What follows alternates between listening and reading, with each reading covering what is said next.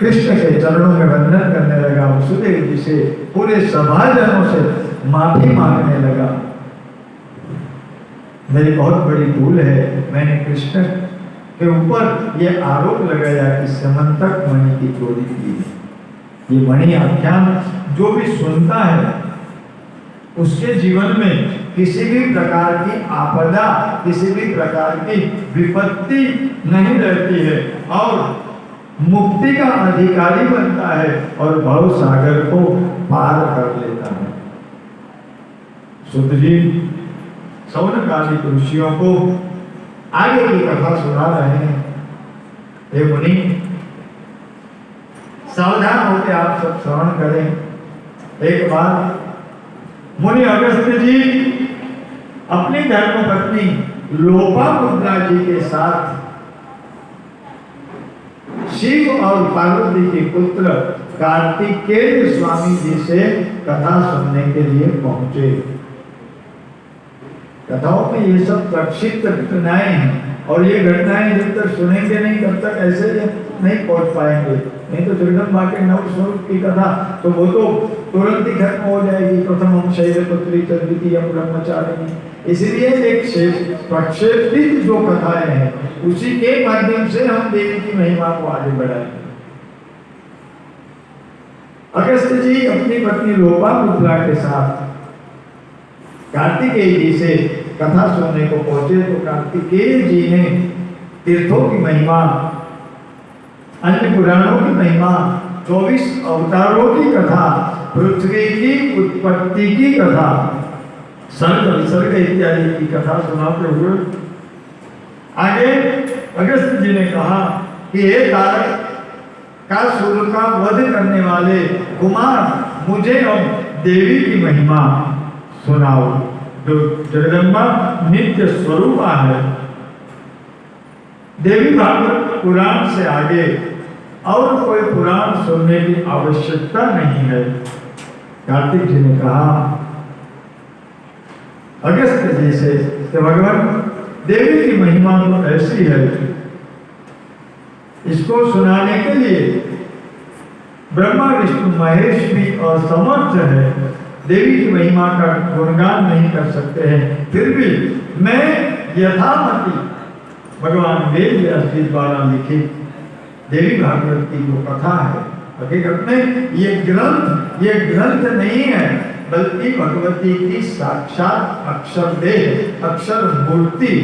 इसीलिए तो हम भागवत जी की पोथी को वंदन करते हैं। क्यों? क्योंकि वो जगदम्बा का अक्षर देह।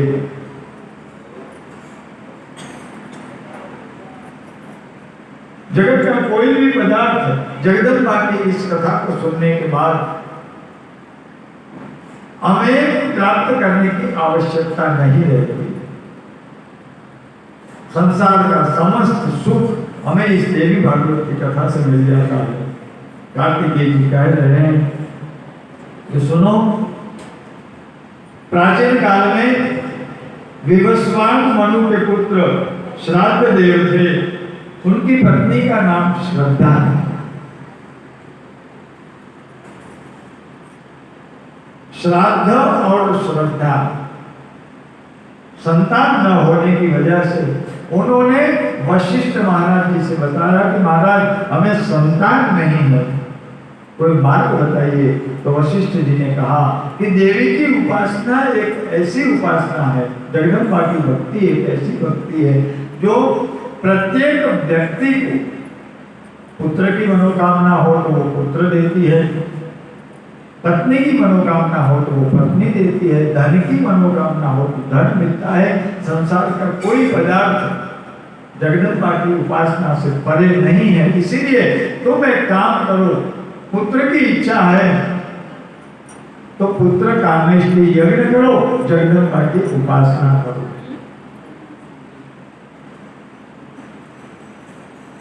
वशिष्ठ जी ने आज्ञा लेकर श्राद्ध देव ने यज्ञ का आरंभ किया, लेकिन यज्ञ का प्रारंभ होने से पहले, संकल्प होने से पहले श्राद्ध देव की पत्नी जो श्रद्धा देवी थी उन्होंने जाके विप्रों को एक सूचन किया, ब्राह्मण देवताओं को एक सूचना दी कि एक काम करो, मुझे संतान चाहिए लेकिन पुत्र नहीं पुत्री चाहिए। विश्व की उत्पत्ति का प्रारंभ पहले मां से हुआ है।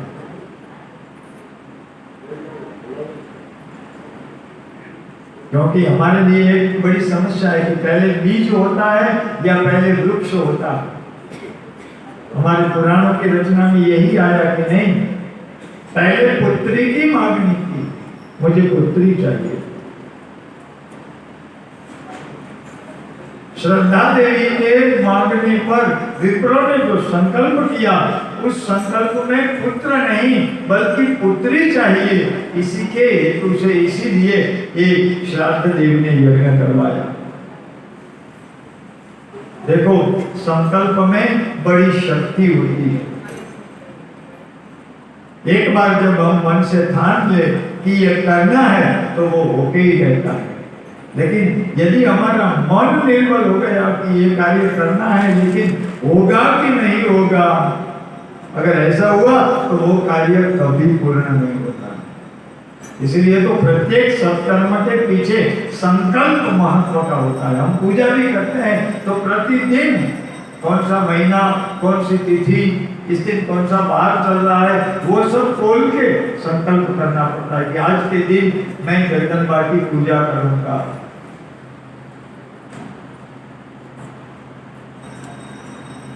संकल्प में बताया कि हमें पुत्री चाहिए। यज्ञ पूर्ण हुआ, समय व्यतीत होने लगा। 10 माह बीतने के बाद श्राद्ध देव के वहां पुत्री का जन्म हुआ। जब पुत्री का जन्म हुआ तो संतान सुख से विहित थे, इसीलिए प्रसन्न तो हुए। लेकिन श्राद्ध देव के मन में एक बात की चिंता हुई कि हमने तो यज्ञ पुत्र प्राप्ति के लिए किया था, तो पुत्र की जगह पुत्री की प्राप्ति क्यों हुई? वशिष्ठ जी को बुलवाया, प्रश्न किया कि यज्ञ में ऐसी क्या गड़बड़ हुई जिसकी वजह से परिणाम स्वरूप पुत्र नहीं पुत्री हुई। वशिष्ठ जी ने ध्यान लगा के देखा तो राजा को बताया कि राजन, यज्ञ तो सही रूप में हुआ है, लेकिन तुम्हारी पत्नी ने, महारानी श्रद्धा देवी ने ब्राह्मणों को संकल्प करते वक्त ये बताया था कि मुझे पुत्री चाहिए, तो संकल्प में पुत्री की कामना की है, इसीलिए पुत्री का जन्म हुआ। हमारी जो संकल्पना है, हम जो यज्ञ मानते हैं कि सिर्फ जब कल और घी का भोग कर देने से यज्ञ हो जाता है, नहीं। यज्ञ की बहुत बड़ी व्याख्या है। देव पूजा, मैत्री कर्म, संगति कर्म, 3 बातें यज्ञ में रहती है। यज्ञ की जो भूमि होती है वो साइंस की भाषा में कहें तो लेबोरेटरी होती है। वहां पर बड़े बड़े रिसर्च होते हैं। इसीलिए तो नहीं तो कल कोई पूछेगा कि क्या यज्ञ करने से पुत्र प्राप्ति होती है? हमारे ऋषियों ने कहा कि हाँ, यज्ञ करने से पुत्र की प्राप्ति होती है। वशिष्ठ जी ने ध्यान लगा के बताया कि राजन, संकल्प ऐसा हुआ था, इसीलिए पुत्री की प्राप्ति हुई है। तो राजा ने कहा कि महाराज कुछ भी करो, आप तपोनिष्ठ है, कुछ भी करके मेरी इस पुत्री का पुत्र के रूप में रूपांतर करो। इतनी बड़ी बात। आजकल जेंडर चेंज के बारे में हम सुनते हैं, कई लोग इसमें आगे भी बढ़े हैं। स्त्री में से पुरुष बड़ा खर्च करके, उस वक्त ये जो हमारे साइंटिस्ट थे, वशिष्ठ, गर्गाचार्य इत्यादि, वो सब जगदम्बा की उपासना करके, उसकी भक्ति तप करके ये सब वरदान देते थे। वशिष्ठ जी ने कहा चलो इसके लिए एक काम करते हैं। अब जन्म तो पुत्री का हो चुका है, पुत्री के रूप में तो इसका नामकरण भी तो करना पड़ेगा। इला नाम रखा है पुत्री का, इला। कुछ समय व्यतीत होने के बाद वशिष्ठ जी राजा को लेकर मूल जो संकल्प था पुत्री का, उस संकल्प का स्मरण करके जगदम्बा से प्रार्थना करते हैं कि मां समस्त सुख की दात्री तू है, कोई भी विघ्न कोई भी दुख हमारा तेरे सामने कैसे रह सकता है। राजा ने पुत्र हेतु पुत्र कामेष्टि यज्ञ किया था, लेकिन परिणाम स्वरूप संकल्प कुछ विपरीत हुआ और पुत्री की प्राप्ति हुई है। तो मां तो कृपा कर। ऋषियों की तपश्चर्या में ये बल था। हम भी यदि हृदय के भाव से जगदम्बा को पुकारेंगे तो हमारे भी मनोरथ मैया अवश्य पूर्ण करेगी। मां अम्बा जगदम्बा, मां अम्बा जगदम्बा,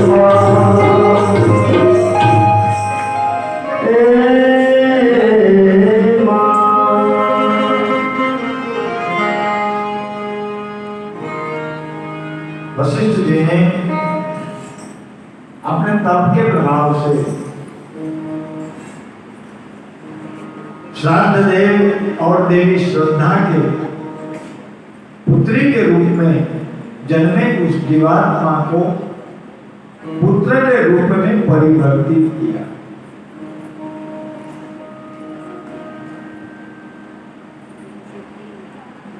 उसका नाम सुद्युम्न रखा गया। इला में से परिवर्तन होके वो राजकुमार बना, सुद्युम्न नाम रखा है इसका। कई बार कलिकाल के जीवों के हमारे भीतर ये प्रश्न उठता है कि पुराण की ये क्या कल्पना है। कभी भगवान मछली बनकर आते हैं, कभी पूर्व नारायण के रूप में कछुआ बन के आते हैं, कभी वराह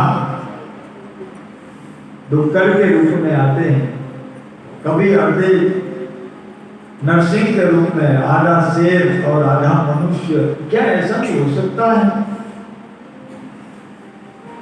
प्रिय स्वजनों, सृष्टि की उत्पत्ति को जब हम समझने का प्रयास करेंगे तब पता चलेगा कि परमात्मा की जगदम्बा की प्रत्येक जीवों को जब जैसी जरूरत पड़ी उसी रूप में परमात्मा वहां उपस्थित हुआ है। इसीलिए इसके ऐसे अलग अलग रूप हैं।